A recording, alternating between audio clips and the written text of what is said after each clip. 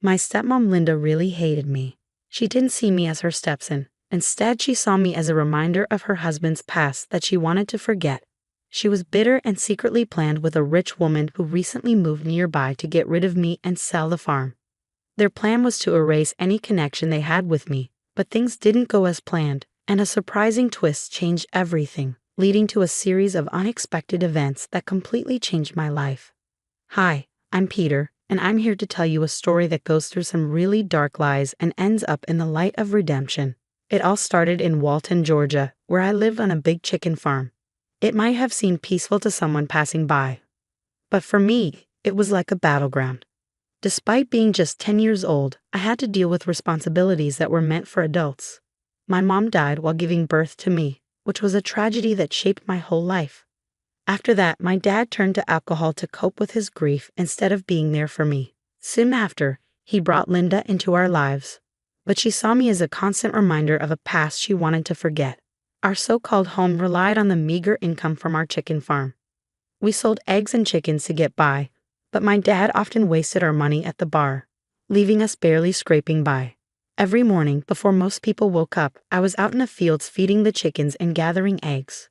My hands became rough and callous from the hard work, even though I never chose this life. School became a distant memory, something for other kids, not for someone like me who had to keep a farm running. But things got worse the day Linda's true intentions came to light. I overheard her talking on the phone, sharp and secretive, discussing a solution to her problems. I didn't understand everything, but I felt the chill nonetheless. That's when Robinson entered the picture. She was a wealthy widow who had recently moved into a mansion nearby. Her arrival caused quite a stir in town. But for Linda, it was an opportunity. I later learned that Linda saw a chance to get rid of me by striking a deal with Robinson.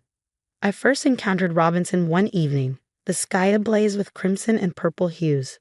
She visited our farm, claiming she was interested in buying it.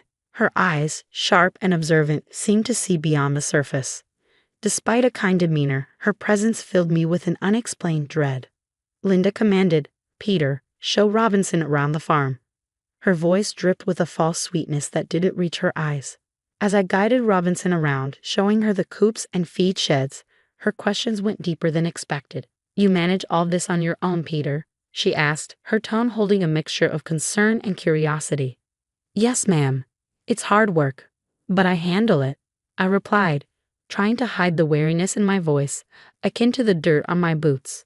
Robinson's gaze lingered on me longer than necessary, her eyes reflecting a storm of thoughts. As we returned to the house, the setting sun cast long shadows, twisting the familiar path into something ominous. That night, as I lay in bed, listening to the distant hoot of an owl, I overheard Linda and my father speaking in hushed tones. They were planning something significant and life-changing. Fragments of their conversation reached me, sending waves of panic through me. "We'll be free of the burden," Linda whispered fervently, "once Robinson takes the farm and him." Their laughter, cold and cruel, drifted up to my small attic room. I lay there, the weight of their plans pressing down on me. What did they mean? Was I the burden they wanted to be rid of? These questions swirled in my mind, each more unsettling than the last as dawn broke. The next morning, I faced the day with a determination I hadn't felt before. I knew I had to take action to uncover what was being schemed behind closed doors. Little did I know, the answers would rock the very core of my world. The day began like any other on the farm, with roosters crowing and chickens bustling about, unaware of the human deceit unfolding around them. But today, I wasn't just going through the motions of chores. I was actively listening and watching for any signs of what was to come. After finishing my usual tasks, I quietly made my way back to the house. The front door was slightly ajar, either a careless mistake or perhaps a providential opportunity. Pressing my ear to the gap, I listened intently. Inside, Linda and my father were engaged in hushed, urgent conversation with Robinson, who had returned under the pretext of finalizing the sale of the farm. "We appreciate your generous offer, Robinson." My father's words were slightly slurred, carrying the remnants of last night's liquor, "and we're ready to move forward. This place and the boy, it's all too much for us now." Robinson's voice, smooth yet sharp, made me shiver. "I understand your situation, and I assure you, I can take care of everything. The farm will be in good hands, and so will Peter." The way she said my name sent a chill down my spine. Was she merely another antagonist in this scheme, or was there something deeper at play? Determined to find answers, I took a risk. Later that day, while Linda was in town and my father was sleeping off another drinking spree, I approached Robinson as she inspected the farm's perimeter. "Robinson," I began, my voice steadier than I felt. "Why do you want to buy our farm, and why are you interested in me?" She studied me for a long moment, her eyes searching mine. Then, to my surprise, she sighed. "Peter, sometimes adults have to make difficult decisions. But I promise, whatever happens, I'll make sure you're safe." Her words puzzled me.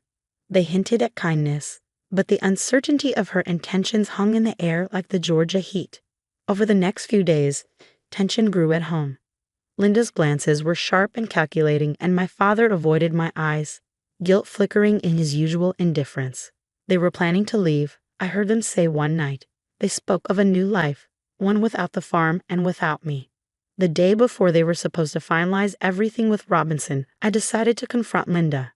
I found her in the kitchen, packing dishes with more care than she had ever shown to me. "Linda," I said, my voice cracking with fear and anger. "What's going to happen to me?" She froze, then turned slowly, her look pitiless. "Peter, you're going to a better place. Robinson will take good care of you, better than we ever could." "But I don't want to leave," I protested, my voice rising. Linda's face hardened. "It's not about what you want, Peter. It's for the best." That night, unable to sleep, I lay in bed listening to the whispers of the wind through the cracked window. My heart weighed heavy, my future uncertain as the next morning approached, bringing Robinson back to our farm to finalize the sale and supposedly my fate. As dawn crept over the horizon, casting long shadows across the fields, I made a decision. I couldn't just wait to see what would happen to me. I needed to act, to escape, to find someone who could help. But just as I was about to sneak out, a car rolled up the driveway. It wasn't just any car, though. It was a police cruiser.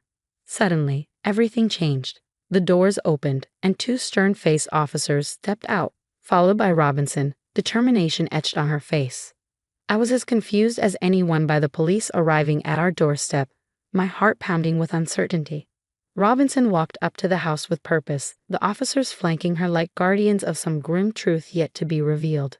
As they approached, Linda and my father emerged, confusion etched across their faces. They clearly hadn't expected this visit. My father, still groggy from his morning stupor, tried to put on a brave front. "Officers, what brings you to our humble home so early?" he asked, his voice cracking under the strain. "We received a call concerning the welfare of a minor and potential fraudulent activities related to the sale of this property," one of the officers announced. The world seemed to stop spinning for a moment as their words sank in. Linda's face drained of color, and she gripped my father's arm tightly.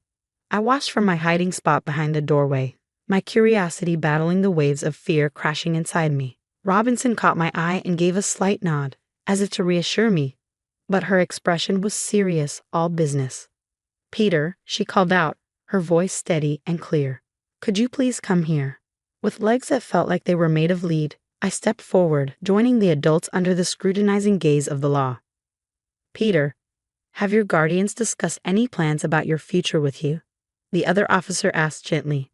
I glanced at Linda and my father, their faces a mix of fear and guilt. Taking a deep breath, I voiced the truth. They said I'd be going to live with Robinson because they couldn't take care of me anymore. But I don't know what they meant by that. The officers exchanged a look, and Robinson spoke up. "I never intended to take Peter away without his consent or legal proceedings. I was here to discuss buying the farm. But when I learned about the child's situation, my concerns grew. I contacted you because I feared for his safety and well-being." The officers nodded, turning their attention back to Linda and my father. "We need to check some documents and have a longer conversation about Peter's custody and your financial dealings," one officer said, motioning for them to lead the way inside. As they walked into the house, Robinson stayed behind for a moment with me. "Peter, no matter what happens today, I want you to know that my home is always open to you, and not because of any deal, but because you deserve a safe and loving environment." Her words felt like a warm blanket around my shivering shoulders. I nodded, not fully understanding the legal intricacies, but feeling a glimmer of hope amidst the chaos. Inside, the officers begin their questioning, pulling out documents that Linda and my father fumbled to explain. It became apparent that there were inconsistencies and possible forgeries in the paperwork related to the farm sale. As the officers dug deeper, Linda's facade finally cracked. It was all his idea, she confessed.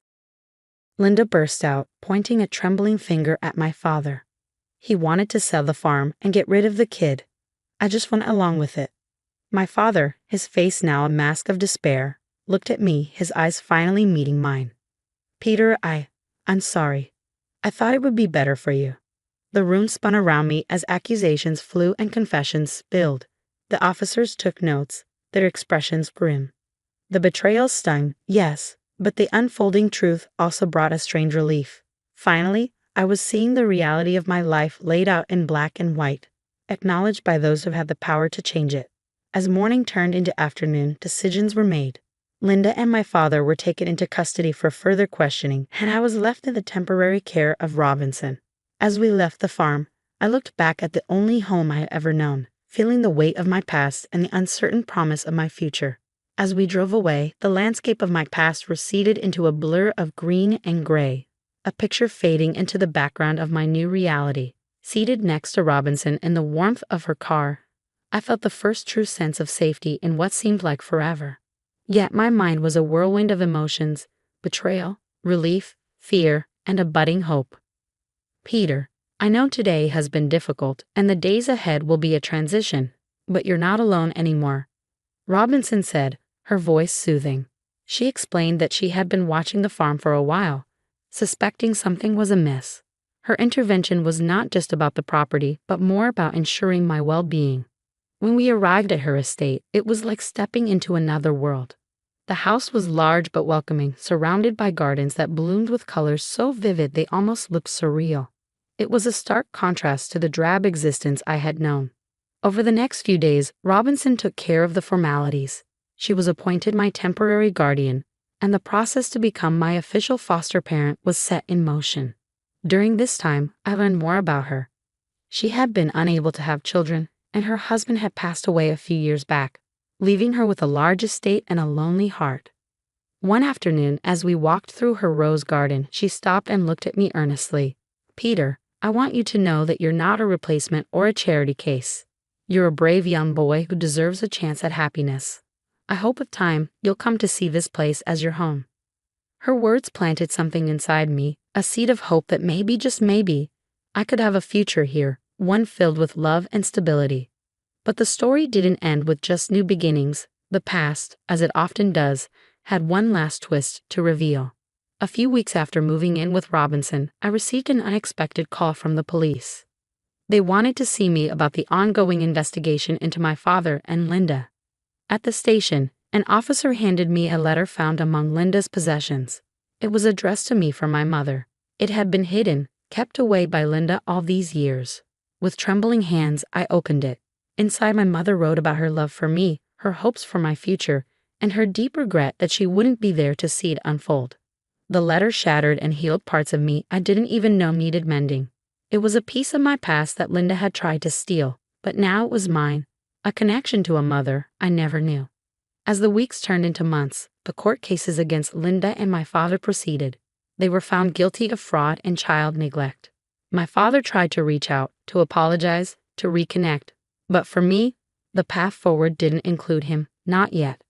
Forgiveness is a complex journey, and I wasn't ready to embark on it. Life with Robinson, or Margaret as I came to call her, was filled with the mundane and the magnificent. School, which had once been a distant dream, became a part of my daily routine. Margaret supported my studies, my explorations of new hobbies, and most importantly, she supported me in finding my way through the tangled emotions of my past. One evening, as Margaret and I sat watching the sunset from the porch, she turned to me and said, "Peter, all families are built differently. Some are formed by blood, others by bonds stronger than blood. We're the latter, and I couldn't be prouder." That moment, with the sky painted in hues of orange and pink, felt like the final piece of a puzzle being placed. The chaos of my past had led me to this tranquil present, and the future was a canvas with. And so, my friends, this is where my tale concludes, not with an end, but with a beginning. A beginning of a life once shadowed by deceit and neglect, but now illuminated by the promise of unconditional love and new discoveries. This is not just my story, it's a testament to the resilience of the human spirit and the transformative power of compassion. Thank you for walking this journey with me through the shadows and into the light.